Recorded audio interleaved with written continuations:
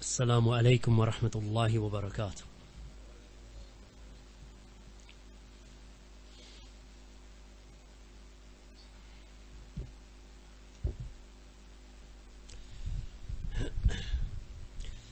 الحمد لله رب العالمين، والصلاة والسلام على أشرف المرسلين وعلى آله وصحبه أجمعين، أما بعد. So since this is the last Salatul Taraweeh that we've prayed for this year, this Ramadan in the year 1444 after the hijrah of Allah's Messenger sallallahu alaihi wasallam, that coincides with April 2023 in the Western calendar, that from this there are many lessons to be learned. So servants of Allah, Ibadallah, you should know that the ibadah of Allah subhanahu wa ta'ala and the worship of Allah subhanahu wa ta'ala is wajibatun fi kulli waqtin, is obligatory in every moment and every period of time. وَلَيْسَ لَهَا نِهَايَةٌ إِلَّا بِالْمَوْتِ. And this ibadah of Allah subhanahu wa ta'ala does not come to an end except with death. And our Lord, the Mighty and Majestic, has said, وَاعْبُدْ رَبَّكَ حَتَّى يَأْتِيَكَ الْيَقِينَ. He said to the Prophet Muhammad alayhi salatu wassalam, وَاعْبُدْ رَبَّكَ, worship your Lord up until there comes to you certainty, meaning al-maut. And likewise Allah subhanahu wa ta'ala has informed us and those who believe, يَا أَيُّهَا الَّذِينَ آمَنُوا اتَّقُوا اللَّهَ حَقَّ تُقَاتِهِ وَلَا تَمُوتُنَّ إِلَّا وَأَنْتُمْ مُسْلِمُونَ.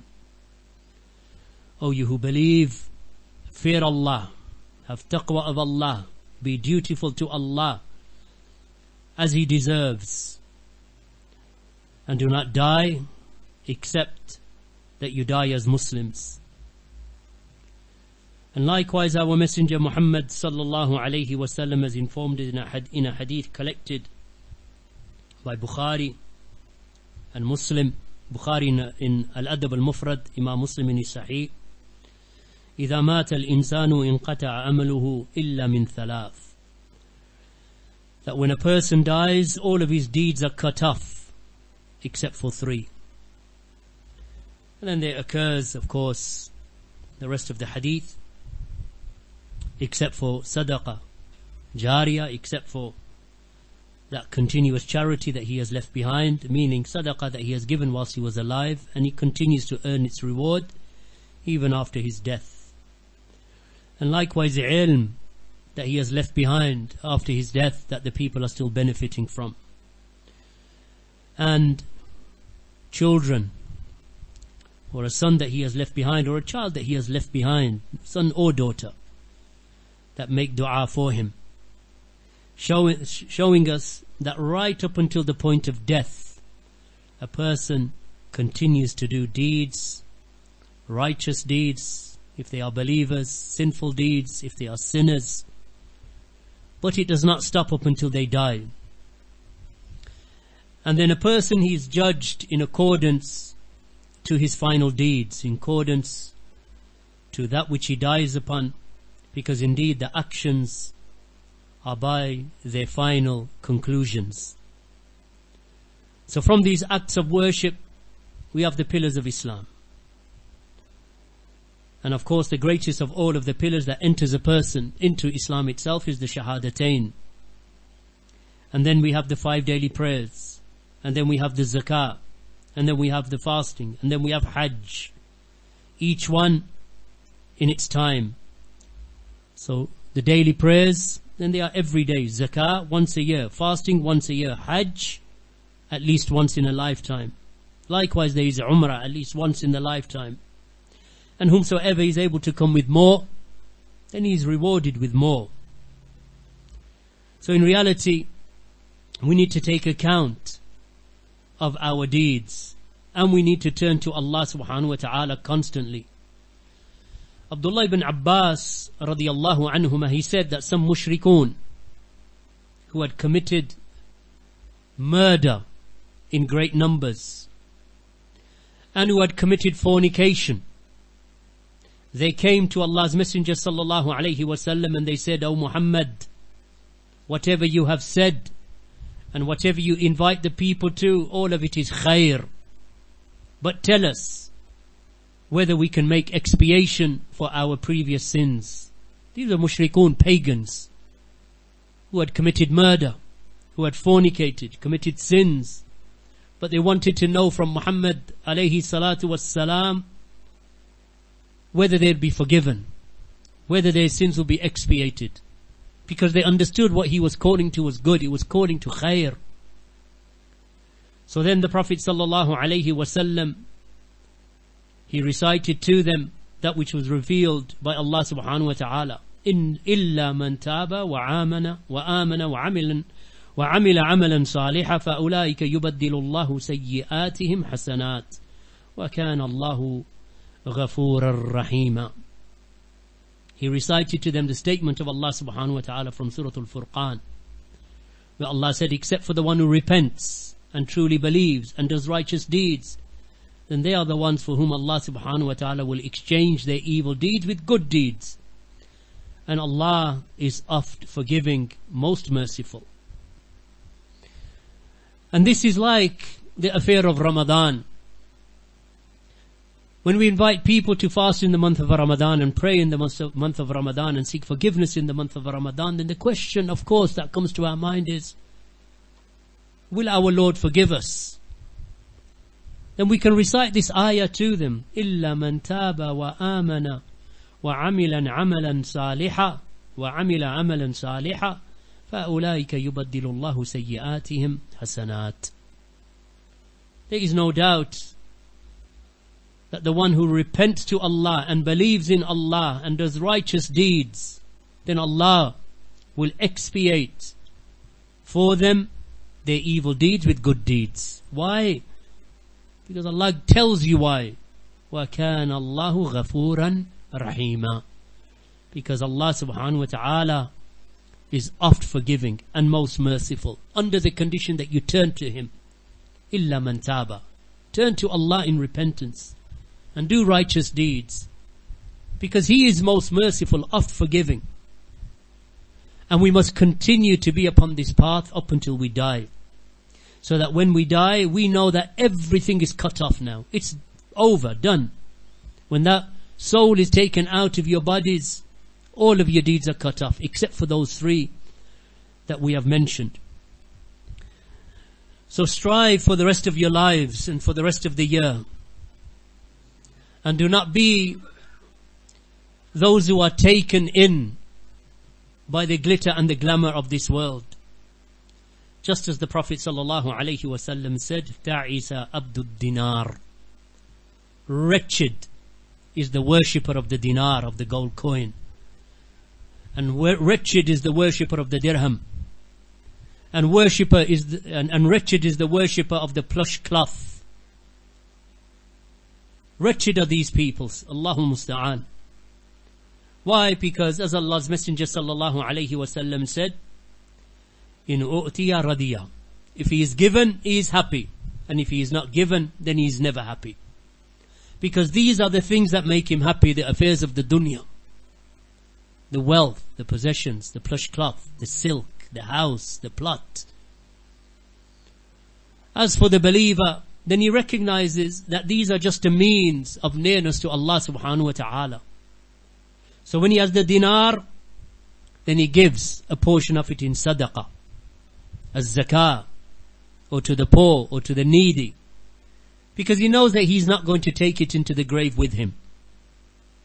The plush cloth that he wears, then he doesn't do it to show off in front of the people, to be, this libas shuhra. He doesn't do it because he wants to be ostentatious. He wears it because he understands that it's a blessing from Allah, and he will give to others also. So as Abdullah ibn Umar radiyallahu anhuma, he said that Allah's Messenger sallallahu alayhi wasallam took hold of my shoulder, and he said to me, كن في الدنيا كأنك غريب. Be in this world as if you are a stranger. Or عابر السبيل. Or like a stranger or wayfarer just passing by. This is the dunya. Ibn Umar used to say, radiyallahu anhuma, if you're alive in the morning, or if you're alive in the evening, do not expect to live till the morning. And if you're alive in the morning, do not expect to live till the evening. And take from your health your sickness, and take from your life your death. The hadith in Bukhari. This is the attitude of the believer. He understands that this dunya is a fleeting experience, a fleeting pleasure. So we are in this world as strangers, as wayfarers. We go to sleep at night not expecting to wake up in the morning. And if you wake up in the morning, then you do not expect to live in the evening. So how will that person behave? If you are told in the evening you will not live till the morning, what will you do in the night? You're going to make your dua. You're going to make your repentance. You're going to do that which will bring you closer to Allah, because you know that you're not going to live till the morning. You're going to take that last third of the night in dhikr and ibadah and qiyamul layl. And if you do perchance make it till the morning, and you are told, Ya akhi, you're going to die before you reach the evening, how are you going to spend that day? How will you, my brothers and sisters, spend that day? You're going to maybe that ibadah that you make, that sajda that you make for dhuhr, that is going to be a heartfelt, deep, rooted into the soul, into the heart sajda for that dhuhr, because you know that you're not going to live till maghrib. And you're going to take every raka'ah as if it is the last raka'ah that you're going to make in this dunya. That was Ibn Umar. This is how a person should be every day of his life. That salah now is a private conversation between him and his Rabb. What he does after the salah with the adhkar, Shaitan doesn't allow him, as the Prophet ﷺ said, that why doesn't he? Because the Prophet ﷺ mentioned the adhkar before going to sleep at night, and the adhkar after the salah. So one of the Sahaba said to him, Ya Rasulullah, then why don't the people do it if there is so much reward connected to these adhkar? The tasbih and the tahmeed and the tahleel and the takbir after the prayer. He said, because after the prayer the shaitan reminds them of some worldly thing that they have to do. So they forget to make the adhkar, or they leave the adhkar after the salawat. And when they go to sleep at night, shaitan tells them of their tiredness. And then they want to fall asleep before they can make their adhkar. So Abdullah ibn Umar is reminding us, in the evening do not expect to live till the morning. And in the morning, do not expect to live till the night. And take from your health before your sickness. Ask a sick person what the health is worth. Ask a sick person. Sick people, they know. They know the value of good health. So take from your health for your sickness. Meaning, now that you're healthy, make ibadah, seek knowledge, read the book of Allah, make dua. Spend your time doing khair. Serve your family, serve your parents, serve the people. Spend your time seeking nearness to Allah because you're healthy. Because when you're sick, you're not able. Your mother is elderly, your father are elderly, and you're sick. You can't even help yourself, so how are you going to help them? Now that they need you, you can't help them because you're sick and you're ill. Because we wasted that. When we were healthy, we didn't do it. And take from your life for your death. When you're dead, khalas, it's done. You can't make any more extra prayers. Oh, I wish I'd prayed that tahajjud. Oh, I wish I didn't miss so many prayers. I wish I hadn't been so fast in praying dhuhr, asr, maghrib. I pray to get out of the prayer. I wish I had made more adhkar. I wish I'd spent more time with my mother and with my father. Serving them more. Because now they're dead. I'm dead, I'm going to die. There's no going back to serve your mother and father. There's no going back to make that extra ibadah. Take from your life for your death. And the Prophet ﷺ said on an occasion, what do I have to do with this dunya? What have I got to do with this dunya? You know, the Prophet ﷺ used to sleep on a reed mat. And there used to be marks upon his shoulder and upon his back, because he used to sleep on that reed mat. And the Sahaba radiallahu anhum used to see him, and they used to feel pity for him. This is Rasulullah, the leader of the believers, the imam of Medina, and the imam of the Muhajirin and the Ansar.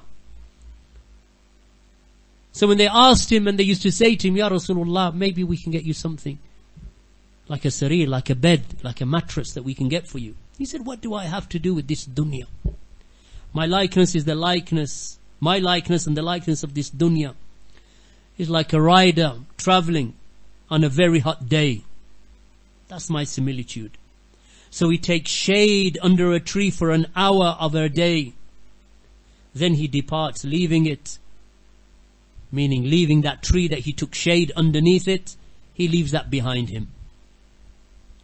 This is the similitude of Rasulullah sallallahu alayhi wasallam. Kun fi dunya ka'annaka gharib. This is how the Prophet sallallahu alayhi wasallam treated this dunya. I'm on a journey, so I'm going to sit under the tree to take shade for an hour of the day. Then I continue upon my journey. But we have taken that 1 hour shade under the tree as the be-all, as if it is the eternity of our existence. The whole of our existence revolves around this dunya. Yet the Prophet sallallahu alaihi wasallam, he was not like that, my brothers and sisters. So therefore, let us be from those individuals who truly reflect upon what we have achieved in this month of Ramadan. It is not over if you are weak in the month of Ramadan.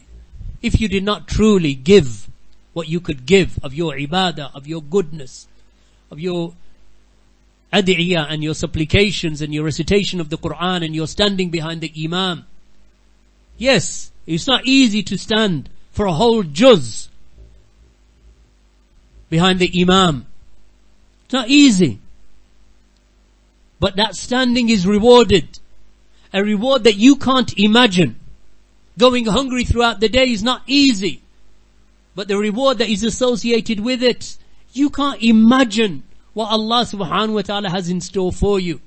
But if perchance in this month of Ramadan that you are not able to achieve what others achieved, and you know in your soul and in your nafs, in your heart, that I could have done more, Allahul Musta'an, I didn't, and I feel regret. That regret is good, because it means that you realize that you fell short. And you have other months.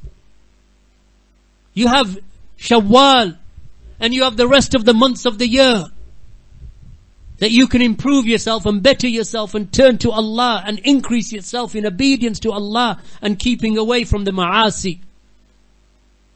Just because Ramadan is over, your Islam is not over.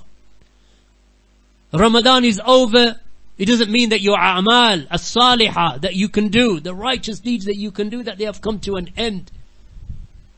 Rather, Ramadan is just one stage, one season that is over, 1 month that is over, a month that maybe you neglected, a month maybe that you could have done better. So what does that mean? I'm not going to do anything in the rest of the months before me. I'm going to do more in the rest of the months. I'm going to come closer to Allah. So I build my iman, build my righteous deeds, so that when that death comes to me, when the angel of death comes, and it will come. I've seen young people die, I've seen old people die, I've seen men die, I've seen women die, I've seen my father die, my mother died right in front of my own eyes. I've seen it. I've seen death. And when it comes for my turn, and it will come, I am under no false illusions. It will come. That I hope and I pray to Allah subhanahu wa ta'ala that I die upon righteousness and piety. And I pray that my brothers and sisters, when they die, they die upon taqwa and the fear of Allah, with the kalima la ilaha illallah upon our tongues. This is what we hope for, and this is what we want. The generation above me is dying, if not died out. We are next. My generation is next to die. When we were 19 and 20, we had 2 or 3 generations that were above us. And we never thought, we knew that we were going to die. Of course, every human knows that they're going to die. But we didn't think it was close. My parents have died, my uncles have died, many of them. My aunties, many of them have died. My grandparents have died. The generation of my father and his friends have died. People who have prayed within the masjid for years, they have died, many of them. Who's left? Me. And my generation. Mahmoud's generation. Irfan's generation. Your generation if you are similar age to me or younger. My brothers and my sisters who are, some of them are older than me. It's our generation, Abu Iyad's generation. We are the next in line to die. So you have to think for yourselves when your time comes. And it could, even for the shabab. I've seen young people die. I've prayed janazah over young people. I've prayed over coffins that are no bigger than this table. No wider than this, no longer, not any longer than this table in terms of length. Prayed over them. What are they, 5 years old, 6 years old? I've prayed over babies. I've prayed over teenagers. I've prayed over brothers that are younger than me. Brothers that are in their 40s, in their 30s. Don't think that just because you are young that you're not going to die. Allah subhanahu wa ta'ala has written for you your death. That angel that came to blow the soul into your mother's womb had written your ajal. Had written for you your time, your lifespan upon this earth, in the hadith of Abdullah ibn Mas'ud, the hadith of As-Sadiq al-Masduq. That ajal and that lifespan that was written in the Lawh al-Mahfuz, the angel, it wrote it. You don't know what it is. I don't know what it is. So therefore, take from your life before your death.